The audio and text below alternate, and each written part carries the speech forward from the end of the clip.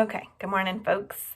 I promised I would put a video up that talks a little bit about stress and trauma in the brain and some ways that we can help to ground ourselves a bit more. And so I often think of these skills as skills that help us to downshift. Like if you've ever driven a standard car and you're manually shifting the gears and we're in a high gear, these are some things that help us to shift into a lower gear. So with all of this stress and trauma that is happening right now and all of the unknown, our brains really don't like stress, trauma, and unknown. Our brains like to orient to something and then move into action about that so that the stress and trauma, our brains can sort of move back into regular brain. So I'm going to talk briefly about the hand model of the brain, which was offered up by Dan Siegel, who's a researcher and an author and has some really fantastic books on this and Parenting the Whole Brain Child and some other books that are good resources. So he talks about the brain, the hand model of the brain. So we've got our brain sort of like this. Upstairs brain is the prefrontal cortex. That's up here. That's our big smart part of our brain, the most recently evolved part of our brain that is responsible for logic and thinking things through. So when we're in whole brain, we are feeling connected to people, we are feeling a sense of safety, we are feeling a sense of belonging, we are able to think things through and say, if I do that, then this might happen. Maybe I shouldn't do that, or this would be a good idea. So a lot of logic and reasoning happening there. However, when we get stressed, and there's a lot of stress or trauma that happens, our upstairs brain shifts offline. And literally, when people are put into fMRI machines, they show that there is decreased blood flow to this part of the brain when we are under stress and we start to move into our downstairs brain. So we've got our midbrain, which is the amygdala. That's the thumb here in the model. And the amygdala is the smoke detector. It's always scanning for danger, always looking around for danger. And when it senses danger, we move even further down into our older brain, which is like the reptilian brain, where we are moving into fight, flight, or freeze responses. So that's when we're like we just want to do something, fight something, or punch something, or mobilize in some way. That's fight. The flight response happens, like, I gotta get out of here. How do I make this stop? Or the freeze response happens where we become immobilized and shut down. And sometimes sort of collapse, internally collapse. So that's the hand model of the brain. So what is happening right now to many of our brains is we are, tons of stressors are coming into our brains, and our lids are flipping pretty often, where we're moving down into the older, more survival aspects of our brain, and that is where we are in high stress. So these are some ways to help move our brain, sort of downshift our brain and move our brain back into more of the upstairs brain and build up those connections. The tricky thing is our smoke detector is so effective at looking for danger. It senses danger when there's not danger. And when our big smart brains are thinking about the future and all of the unknown, which our brains hate unknown, then it triggers us down into that downstairs brain. So essentially, one important thing to remember is you are safe in this moment right now.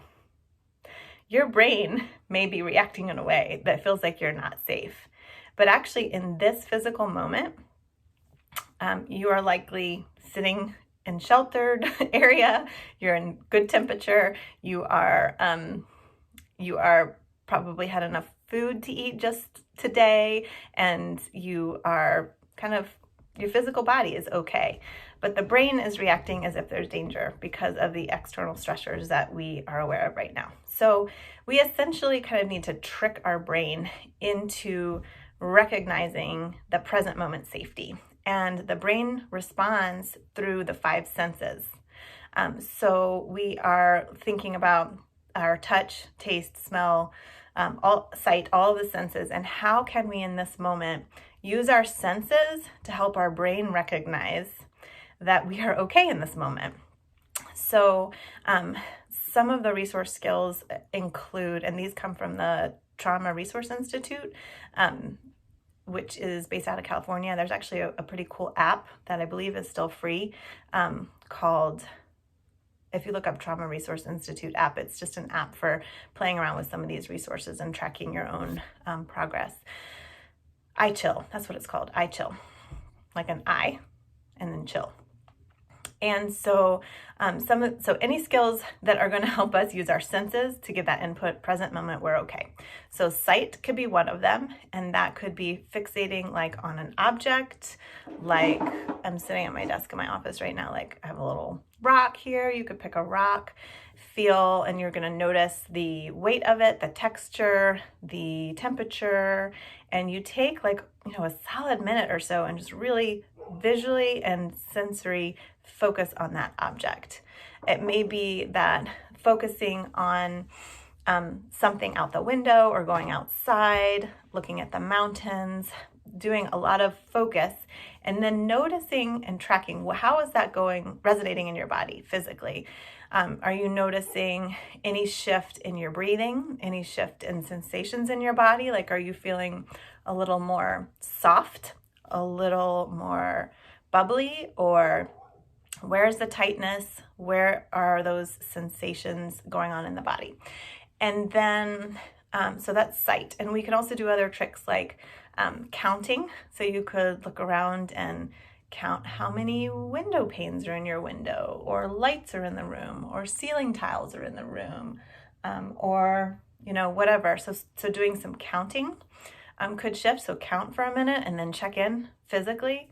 What's happening in my body? Where do I feel sensations? What's happening with my breathing? Tightness in my chest, muscle tension or relaxation. So essentially we're going back and forth between engaging a sense and then checking in internally and tracking the sensations in the body. So that's engaging the sight. We can also use things that are engaged the scent, right? So I have here on my desk like an essential oil. So what's it like to notice the smell and then track inside the body? Like just then I just felt this kind of wash down the middle part of my body as I smelled that smell. And there may be other things that you can smell. Think about anything that's going to engage your senses. Taking a hot cup of coffee or hot chocolate or tea and smelling it and sipping it and feeling the warmth move down your throat, and then checking in. What just happened to my muscles, my breathing, my heart rate, any sensations in the body. So we're going back and forth between engaging the senses and then checking in. And we do that as often and as much as we need to until we start to feel some shift in the physical body. So that is the intention of engaging the senses. So those are some sensory engagement that you can do from your desk, from your chair, from while you're trying to stay sane, sitting around the table eating with your family that you have seen 24/7 for the last however many days or weeks. And you can choose to focus on a picture on the wall and look at that and notice the colors and name how many different colors are in it, and then check back in with your body and see if there was any shifts in your body. So that's called shift and stay, where we try to shift our physiological response and then we try to hang out there and stay. And we may have to do that repeatedly. So that is, I'm noticing this video is getting a little long and I want to make sure to keep it brief. So those are some skills there. I am going to talk next time about some additional skills when we are really, really amped up and those are not working. And we need to get a little bit more physical in order to shift our body. All right. Thanks. Feel free to share.